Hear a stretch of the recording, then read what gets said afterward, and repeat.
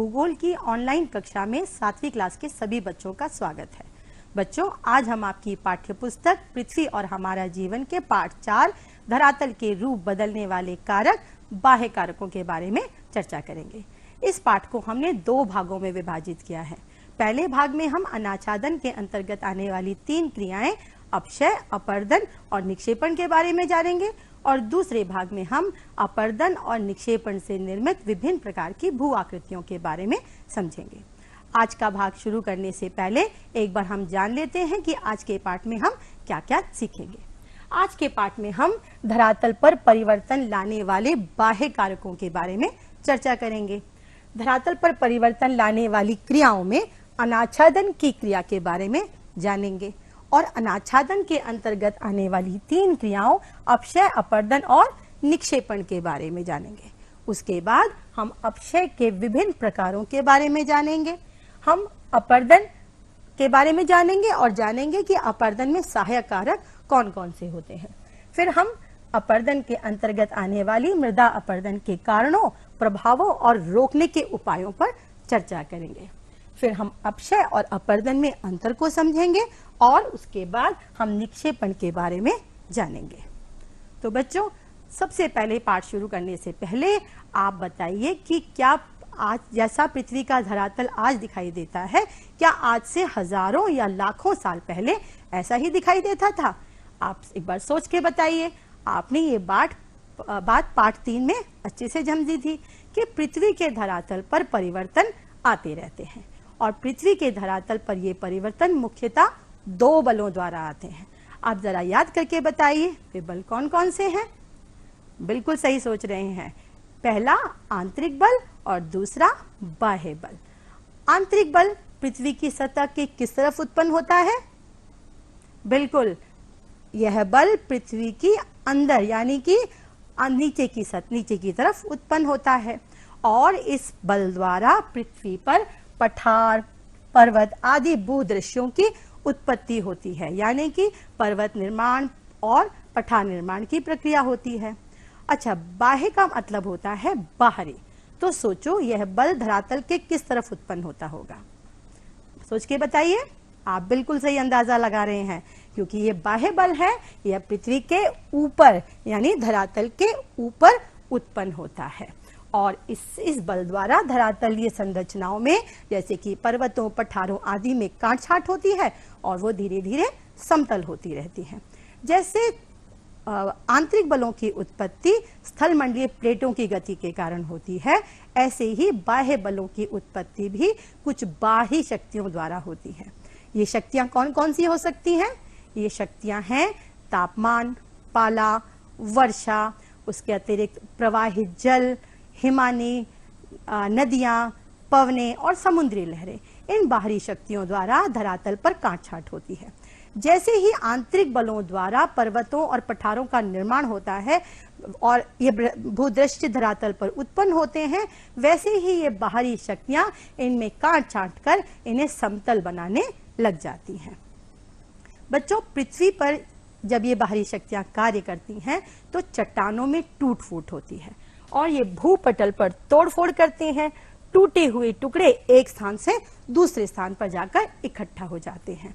तो जब भूपटल पर टूट फूट होती है, टूटे हुए टुकड़े एक स्थान से दूसरे स्थान पर चले जाते हैं और किसी अन्य स्थान पर जाकर इकट्ठा हो जाते हैं, तब इसे अनाच्छादन कहा जाता है और इसमें 3 क्रियाएं सम्मिलित हैं। पहली, जब भूपटल पर टूट फूट हो और टूटे हुए टुकड़े वहीं गिर जाएं। दूसरी, भूपटल पर यानी चट्टानों में टूट फूट हो और टूटने के बाद टूटे हुए टुकड़े या टूटे हुए कण एक स्थान से दूसरे स्थान पर चले जाते हैं। और तीसरी में, जब ये टूटे हुए टुकड़े या कण किसी अन्य स्थान पर जाकर इकट्ठा हो जाते हैं और इन तीनों क्रियाओं को ही अलग अलग नामों से जाना जाता है। पहली, जिसमें चट्टानों में टूट फूट होती है और टूटे हुए कण या टूटे हुए टुकड़े चट्टानों के उसी स्थान पर गिर जाते हैं, तब उसे अपक्षय कहा जाता है। दूसरी क्रिया होती है अपर्दन। जब चट्टानों में टूट फूट हो और टूटे हुए टुकड़े एक स्थान से दूसरे स्थान पर चले जाएं, तब इसे अपर्दन कहा जाता है और जब ये टूटे हुए कण या टुकड़े किसी अन्य स्थान पर चले जाते हैं तो इसे निक्षेपण कहा जाता है। तो बच्चों, अनाच्छादन के अंतर्गत 3 प्रकार की क्रियाएं होती हैं, अपक्षय, अपर्दन और निक्षेपण। हम इनके बारे में एक एक करके विस्तार से समझेंगे। सबसे पहला है अपक्षय। जैसे अभी आपने समझा कि कुछ बाहरी शक्तियों द्वारा धरातल पर काट छाट होती है, टूट फूट होती है, तो क्या होता है कि जब चट्टानें अपने ही स्थान पर टूटती हैं तब इस क्रिया को अपक्षय कहा जाता है।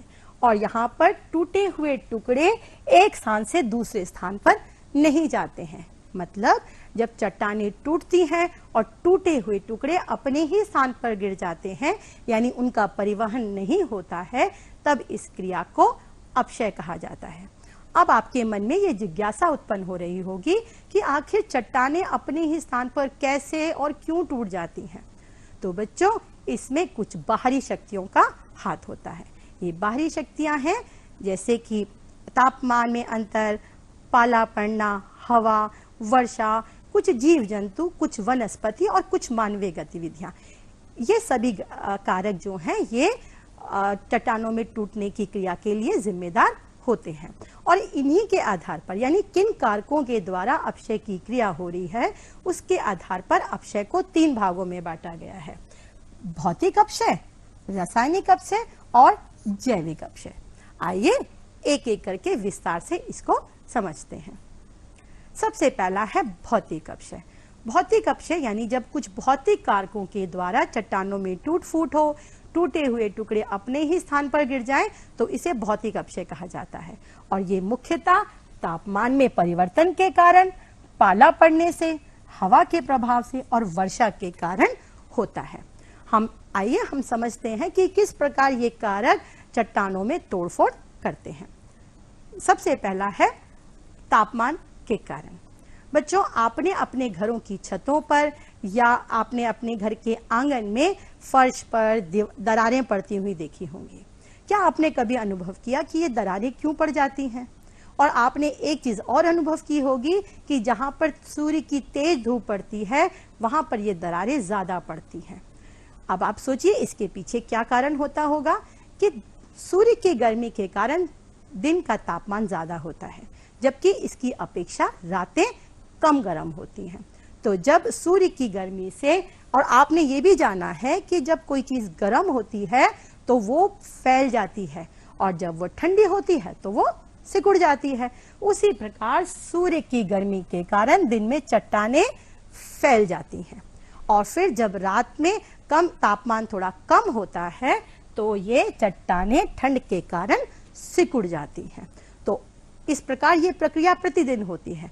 दिन में सूर्य की गर्मी के कारण चट्टानें फैल जाती हैं, फिर रात में ठंड के कारण सिकुड़ जाती हैं, और धीरे धीरे जब यही प्रक्रिया प्रतिदिन होती रहती है तो इससे चट्टानें कमजोर हो जाती हैं और कमजोर होकर टूटने लगती हैं। तो इस प्रकार तापमान में अंतर के कारण चट्टानों में टूट फूट होती है। ऐसे प्रदेश जहां पर दिन और रात के तापमान में ज्यादा अंतर होता है वहां पर यह प्रक्रिया काफी तेजी से होती है। आप सोचिए ऐसे कौन से स्थान है जहां पर दिन और रात के तापमान में ज्यादा अंतर होता है? सोच के बताइए बच्चों। वे स्थान है मरुस्थलीय प्रदेश, क्योंकि मरुस्थलों में दिन और रात के तापमान में काफी अंतर पाया जाता है। दूसरी प्रक्रिया है हवा के प्रभाव से। हवा भी चट्टानों में तोड़फोड़ करती है। कैसे? कि जब हवा चलती है तो उसके साथ साथ धूल मिट्टी या कुछ कण भी उड़ते हैं। ये कण चट्टानों से जाके टकराते हैं और हवा के प्रभाव से भी चट्टानों में टूट फूट होने लगती है। हवा कई बार दरारों में घुस जाती है चट्टानों की, जिसकी वजह से भी चट्टानों में टूट फूट, उन पर दबाव बनता है और वे टूटने फूटने लगती हैं। तो हवा के प्रभाव से भी चट्टानों में टूट फूट होती है। अगला है पाला। ठंडे प्रदेशों में पाला एक महत्वपूर्ण कारक है चट्टानों के टूटने का। आप जानते हैं कि जब ठंडे प्रदेशों में जब रात में अत्यधिक ठंड होती है तो पानी जमने लगता है। ऐसे ही चट्टानों की दरारों में पानी क्या होता है? जम जाता है। चट्टानों की दरारों में क्या होता है? रात में अत्यधिक ठंड पड़ती है तो पानी जम जाता है। फिर जब अगले दिन सूरज निकलता है तो ये पानी फिर तरल रूप में परिवर्तित हो जाता है। रात में फिर पाला पड़ने से यह जम जाता है। और आप जानते हैं कि बर्फ का आयतन तरल जल की अपेक्षा ज्यादा होता है और इसकी वजह से जो चट्टानों में बर्फ जम जाती है यह दरारों पर दबाव डालती है। फिर धीरे धीरे दबाव रात में ज्यादा होता है, दिन में कम होता है। इस प्रकार धीरे धीरे चट्टानें कमजोर होने लगती हैं और इन दरारों पर दबाव पड़ने और के कारण दरारें बढ़ जाती हैं और धीरे धीरे ये अलग अलग टुकड़ों में टूट जाती हैं। इसके अतिरिक्त आपने बच्चों एक प्रश्न बताइए कि आपने अखबारों में, टीवी में या कहीं पुस्तक में जरूर पढ़ा होगा कि पर्वतीय क्षेत्रों में जो पानी के नल होते हैं या पानी के पाइप होते हैं वे फट जाते हैं। अब आप जरा एक बार सोचकर बताइए कि यह किस कारण होता होगा। जैसे अभी आपने जाना कि बर्फ का आयतन तरल जल की अपेक्षा ज्यादा होता है, तो पहाड़ी इलाकों में रात में अत्यधिक ठंड पड़ती है और इस कारण जो नलों में और पाइपों में पानी भरा होता है वह जम जाता है और बर्फ में परिवर्तित हो जाता है। अभी आपने समझा कि बर्फ का आयतन तरल जल की अपेक्षा ज्यादा होता है, तो यह पाइपों में और नलों की दीवारों पर दबाव डालने लगता है और जब यह दबाव बहुत ज्यादा हो जाता है तब ये पाइप फट जाते हैं। बिल्कुल यही प्रक्रिया पाला के द्वारा चट्टानों में टूट फूट के कारण होती है कि जब दरारों में जल घुस अंदर आ जाता है, उसके बाद ठंड से वह जम जाता है तो यह दरारों पर दबाव डालता है, दरारें बढ़ने लगती हैं और धीरे धीरे चट्टानें टुकड़े टुकड़े होकर टूट जाती हैं। अब हम जानते हैं कि वर्षा के कारण किस प्रकार से चट्टानों में टूट फूट होती है। बच्चों, आपने अभी समझा था कि दिन में गर्मी के कारण चट्टानें फैल जाती हैं। जब कोई चीज गर्म होती है तो वो फैल जाती है, तो जब दिन में सूर्य के तापमान से चट्टानें फैल जाती हैं। कभी कभी क्या होता है कि अचानक से बारिश होने लगती है तो इन गर्म चट्टानों पर ठंडा जल पड़ता है, इससे ये चट्टानें चटक जाती हैं। तो जब गर्म चट्टानों पर वर्षा का जल पड़ता है तो उससे चट्टानें चटक जाती हैं और चटकने के कारण धीरे धीरे टूटने लगती हैं। अच्छा, अब आप सोचकर बताइए कि यदि जलते हुए बल्ब के ऊपर या जलती हुई लालटेन के ऊपर पानी के छींटे पड़ जाएं तो क्या होगा? बल्ब और लालटेन की जो कांच है वह टूट जाएगा। अब सोचिए इसके पीछे क्या कारण होगा? क्योंकि जब बल्ब जलता है या लालटेन जलती है तो उसका कांच गर्म हो जाता है। कांच गर्म होने के कारण उसकी सतह फैल जाती है और जब उस पर पानी के या छींटे पड़ते हैं तब क्या होता है कि वह सतह जहां पानी के छींटे पड़े हैं वह एकदम से ठंडी होकर सिकुड़ जाती है, जिसके कारण बल्ब के कांच और लालटेन के कांच तिड़क जाते हैं यानी चटक जाते हैं। यही क्रिया के द्वारा चट्टानों में भी टूट फूट होती है। बच्चों, अभी आपने जाना भौतिक अपक्षय के बारे में। अब दूसरा अपक्षय का प्रकार है रासायनिक अपक्षय। जैसा कि आपको नाम से ही स्पष्ट हो रहा होगा कि यहाँ पर कुछ रासायनिक परिवर्तनों द्वारा चट्टानों में टूट फूट होगी। आप सभी जानते हैं कि चट्टानों में क्या होता है? अनेक खनिजों का सम्मिश्रण होता है, यानी चट्टानों में अनेक प्रकार के खनिज तत्व पाए जाते हैं। जब ये खनिज तत्व पानी के संपर्क में आते हैं तो इन खनिज तत्वों में कुछ परिवर्तन आते हैं। इन परिवर्तनों से चट्टानों के या शैलों के बंधन ढीले पड़ते हैं और चट्टानों में इन रासायनिक क्रियाओं द्वारा जब ये बंधन ढीले पड़ते हैं तो धीरे धीरे चट्टानें अपने ही स्थान पर टुकड़े टुकड़े होकर टूट जाती हैं। आपने अपने घरों या घर में या आपके आसपास के घर में कहीं ना कहीं चूने से पुताई होती हुई अवश्य देखी होगी और आपने देखा होगा कि चूना जो है वो बहुत ही आसानी से पानी के अंदर घुल जाता है। ऐसे ही कुछ चट्टानें चूने की होती हैं। जब इनमें वर्षा का जल प्रवेश करता है तो चूना इसमें आसानी से घुल जाता है और पानी के साथ बह जाता है। इससे चट्टानों में टूट फूट होती है। अच्छा बच्चों, आपके घर में कुछ सामान लोहे का अवश्य होगा और आपने अनुभव भी किया होगा कि कभी कभी उन लोहे के सामानों में जंग लग जाती है। अब आप सोच के बताइए कि लोहे में जंग किन कारण से लगती है और ये भी सोचिए कि यह जंग जो है वो किस मौसम में ज्यादा लगती है। यह जंग वर्षा के मौसम में ज्यादा लगती है क्योंकि जब लोहा पानी के संपर्क में आता है तब इसमें रासायनिक परिवर्तन होते हैं और लौह ऑक्साइड बनता है, जिसे हम साधारण भाषा में जंग लगना कहते हैं। इस जंग लगने के कारण जो चट्टाने की लोहे की परतें हैं उनमें क्षरण होता है, परतें ढीली पड़ने लगती हैं, वो चूर्ण में परिवर्तित होने लगती हैं, जिसके कारण लोहे में टूट फूट होती है। ऐसे ही कुछ चट्टाने हैं जिनमें लौह तत्व पाया जाता है, और जब यह लौह तत्व पानी के संपर्क में आता है तो इसमें क्रिया होती है और फिर चट्टानों में टूट फूट होती है। तो जब कुछ रासायनिक परिवर्तनों द्वारा चट्टानों में टूट फूट होती है तो इसे रासायनिक अपक्षय कहा जाता है। अब हम जानते हैं जैविक अपक्षय के बारे में। जैविक अपक्षय यानी कि जब कुछ जैविक कारकों जैसे कि वनस्पति, जीव जंतुओं या कुछ मानवीय गतिविधियों द्वारा अपक्षय की क्रिया हो तो उसे जैविक अपक्षय कहा जाता है। तो कुछ जीव जंतु, वनस्पति और कुछ मानवीय क्रियाएं अपक्षय की क्रिया को बढ़ावा देती हैं। आइए इनके बारे में एक एक करके विस्तार से जानते हैं। जैसे कुछ जंतु हैं, कुछ जंतु चट्टानों में बिल बनाते हैं। बताइए कौन कौन से जंतु चट्टानों में बिल बना सकते हैं? जैसे चूहा, खरगोश और कुछ कीड़े मकोड़े।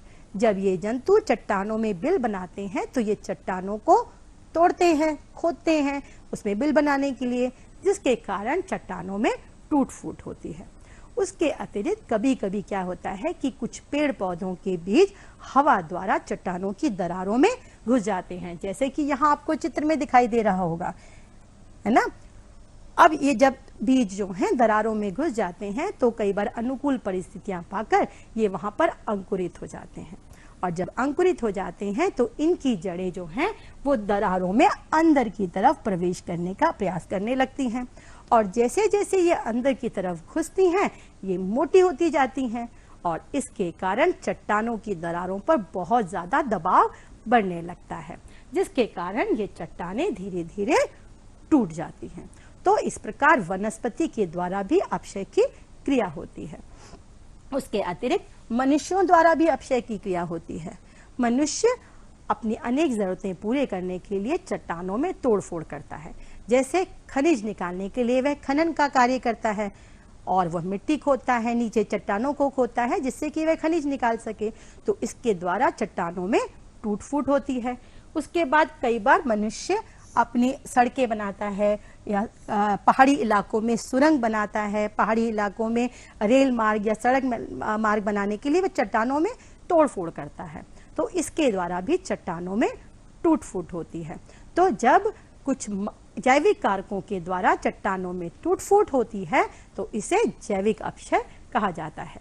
अब आपको ये तीनों अपक्षय के तीनों प्रकार भौतिक, रासायनिक और जैविक अपक्षय अच्छे से समझ आ गए होंगे। बच्चों, जैसे अपक्षय में तापमान, पाला, वर्षा का जल और हवा के प्रभाव से चट्टानें टूटती हैं, उसी प्रकार कुछ बाहरी शक्तियां जैसे कि प्रवाहित जल यानी नदियां और पवनें, हिमानी, समुद्री लहरें ये भी चट्टानों में तोड़फोड़ करती हैं। और जब ये चट्टानों में तोड़फोड़ करती हैं तो ये अपने साथ टूटे हुए टुकड़ों या कणों को अपने साथ बहाकर ले जाती हैं। तो जब चट्टानों के टूटकर जब चट्टानें टूटती हैं, टूटने के बाद जो टूटे हुए कण हैं वो एक स्थान से दूसरे स्थान पर चले जाते हैं, तब इस क्रिया को अपर्दन कहा जाता है।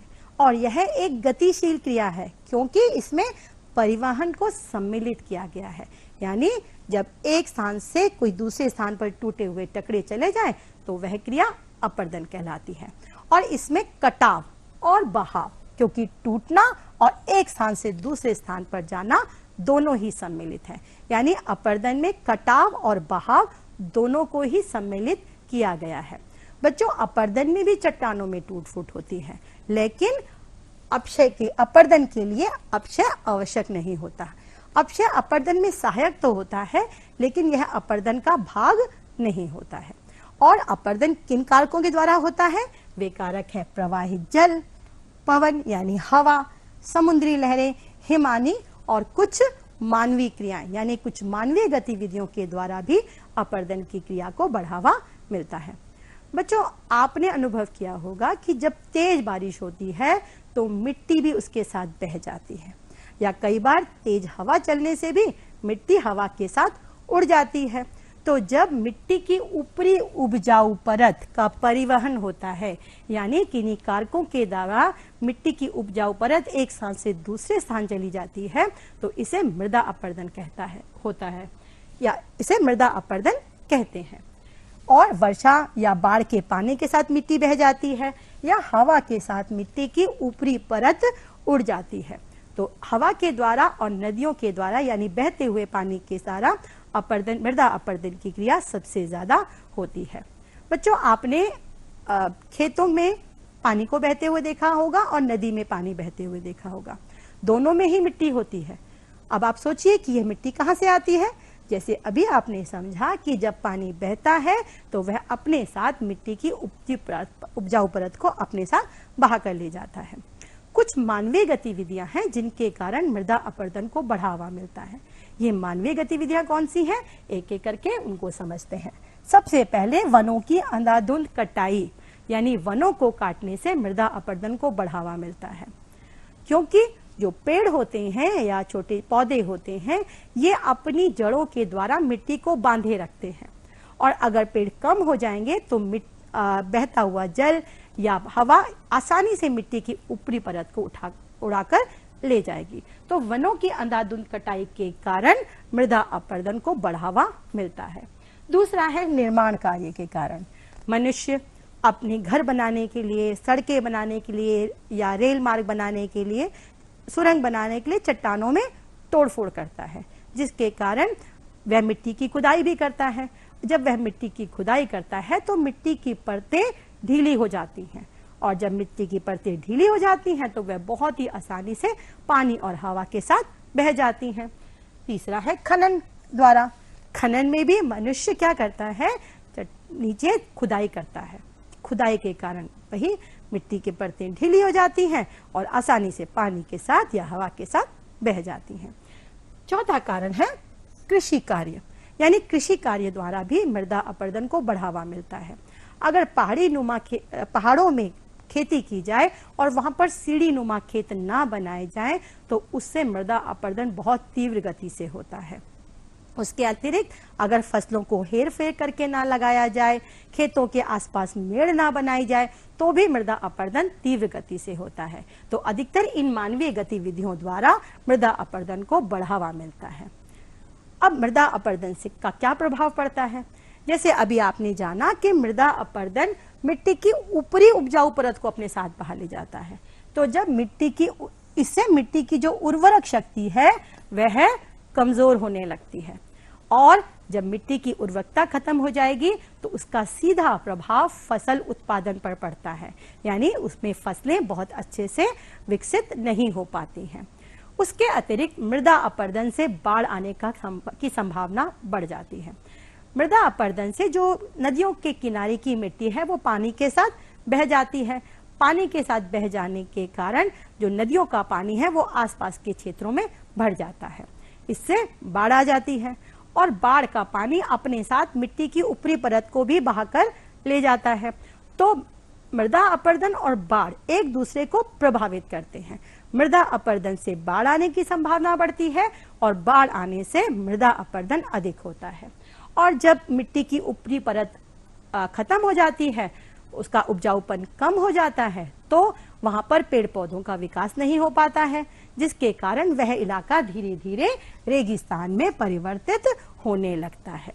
और रेगिस्तान में परिवर्तित होने के कारण धीरे धीरे कृषि योग्य भूमि में भी कमी आ जाती है, और इसका सीधा प्रभाव हमारे फसल उत्पादन पर या खाद्यान्न उत्पादन पर पड़ता है। इसलिए मृदा अपरदन को रोकना बहुत ही जरूरी है। तो आइए हम जानते हैं कि हम किन किन उपायों को अपनाकर मृदा अपरदन को कम कर सकते हैं या रोक सकते हैं। सबसे पहला है वनों की अंधाधुंध कटाई को रोककर हम मृदा अपरदन को कम कर सकते हैं। जैसे अभी आपने जाना था ना कि जो पेड़ पौधे हैं वो अपने जड़ों में मिट्टी को बांधे रखते हैं, तो अगर हम वनों की कटाई रोक दें तो उससे मृदा अपरदन को कम किया जा सकता है। दूसरा है वृक्षारोपण, यानी अधिक से अधिक वृक्ष लगाकर हम मृदा अपरदन को कम कर सकते हैं। उसके अतिरिक्त पहाड़ी इलाकों में अगर हम सीढ़ी नुमा खेती करेंगे तो इससे भी मृदा अपरदन को काफी हद तक कम किया जा सकता है, क्योंकि सीढ़ीदार खेत लगाने से ढलान कम हो जाएगा और ढलान कम होने से मृदा अपरदन कम हो जाएगा। उसके अतिरिक्त खेतों में मेड़ लगाकर हम मृदा अपरदन को कम कर सकते हैं। मेड़ बनाने से क्या होगा कि जो ऊपरी खेत का पानी है वो पानी बहकर निचले खेतों में वो मिट्टी नहीं जा पाएगी, जिसके कारण मृदा अपरदन को कम किया जा सकता है। अभी आपने अपक्षय और अपरदन के बारे में जाना। ये दोनों क्रियाएं आपको एक समान लग रही होंगी, क्योंकि दोनों में ही चट्टानों में टूट फूट हो रही है, लेकिन ये दोनों क्रियाएं अलग अलग हैं। आइए इनके अंतर को समझते हैं। अपक्षय एक स्थैतिक क्रिया है, क्योंकि इसमें परिवहन को सम्मिलित नहीं किया गया है। यहाँ पर चट्टानें जब टूटती हैं तो टूटकर एक स्थान से वहीं गिर जाती हैं, एक स्थान से दूसरे स्थान पर नहीं जाती हैं। जबकि अपरदन एक गतिशील क्रिया है, क्योंकि इसमें परिवहन को सम्मिलित किया गया है। इसमें चट्टानें टूटती हैं और टूटकर वो एक स्थान से दूसरे स्थान पर चली जाती हैं। उसके अतिरिक्त अपक्षय ऋतु और मौसम के प्रभाव से ज्यादा होता है, जबकि अपरदन के लिए कुछ गतिशील शक्तियां जैसे कि प्रवाहित जल यानी कि नदियां, हवा, हिमानी, समुद्री लहरें, इनके द्वारा अपरदन की क्रिया को बढ़ावा मिलता है, या इन कारकों के द्वारा अपरदन की क्रिया ज्यादा होती है। अब अनाच्छादन की तीसरी क्रिया है निक्षेपण। जब अपरदन अपने द्वारा लाए गए मलबे का किसी दूसरे स्थान पर एकत्रीकरण करने लग जाता है, यानी अपरदित कारक जो अपने साथ चट्टाने या टूटे फूटे टुकड़े लाते हैं और वो उसको किसी अन्य स्थान पर जाकर इकट्ठा करने लगते हैं, तो इसे हम निक्षेपण कहते हैं। और निक्षेपण किसका परिणाम है? अपरदन के कारण, क्योंकि निक्षेपण अपरदन के कारण ही होता है। अब निक्षेपण के कारक कौन से हैं, यानी ऐसे कौन से कारक हैं जो निक्षेपण की क्रिया को बढ़ावा देते हैं? सबसे पहले अपरदन के कारकों के वेग में कमी आने के कारण। आपने बारिश में सड़कों पर पानी बहते हुए अवश्य देखा होगा। जब बहुत तेज बारिश आती है तो बहुत तीव्र गति से पानी बहने लगता है, और आपने देखा होगा कि टूटे हुए पत्ते, कुछ टहनियां पानी के साथ बहने लगते हैं। और जब बारिश कम हो जाती है, पानी का प्रवाह कम हो जाता है, तो ये टूटे हुए पत्ते और टहनियां या कुछ अन्य पदार्थ ये सड़क के किनारे पे आके इकट्ठे होने लगते हैं, यानी इनका निक्षेपण होने लगता है। तो जब वेग में कमी होगी तो निक्षेपण की क्रिया बढ़ जाती है। उसके अलावा जब परिवहित पदार्थों की मात्रा ज्यादा हो जाती है, यानी अपरदन के कारक जिन चट्टानों को या टूटे हुए टुकड़ों को जब लेके आता है, चट्टानों के टूटे हुए टुकड़ों को, और इनका भार ज्यादा होता है, तो वो उनको एक स्थान पर इकट्ठा करने लग जाता है। उसके अलावा धरातल की ढाल में कमी आने के कारण भी निक्षेपण की क्रिया बढ़ जाती है। जब ढाल ज्यादा होता है तो अपरदन ज्यादा होता है, और जब ढाल कम होता है तो निक्षेपण की क्रिया अधिक होती है। तो बच्चों, आज के भाग में हम इतना ही समझेंगे। अगले भाग में हम अपरदन और निक्षेपण के द्वारा निर्मित विभिन्न प्रकार की भू आकृतियों के बारे में जानेंगे। आज एक बार दोहरा लेते हैं, हमने क्या क्या सीखा। हमने जाना कि बाह्य बलों द्वारा धरातल पर परिवर्तन होते हैं, और इसमें अनाच्छादन की तीनों क्रियाओं अपक्षय, अपरदन और निक्षेपण को समझा। हमने अपक्षय के प्रकारों के बारे में जाना, अपरदन और उसके कारकों को जाना, मृदा अपरदन के कारण, प्रभाव और रोकथाम के उपायों पर चर्चा की। उसके अतिरिक्त हमने अपक्षय और अपरदन में अंतर समझा, और अंत में हमने जाना कि निक्षेपण क्या है और इसमें कौन से कारक इसके लिए उत्तरदायी होते हैं। तो बच्चों, आपके लिए कुछ अभ्यास कार्य भी है, आप इसे नोट कर लीजिए और जल्दी आप पाठ को पढ़ के दोबारा से अपनी पुस्तक से इन प्रश्नों के उत्तर लिखिए। सबसे पहला है, मृदा अपरदन को रोकने के लिए आप अपने स्तर पर क्या क्या उपाय कर सकते हैं। आपको उनकी एक सूची बनानी है।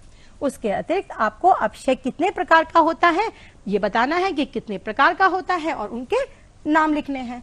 फिर आपको अपक्षय और अपरदन में अंतर स्पष्ट करना है, जैसा कि अभी हमने जाना था।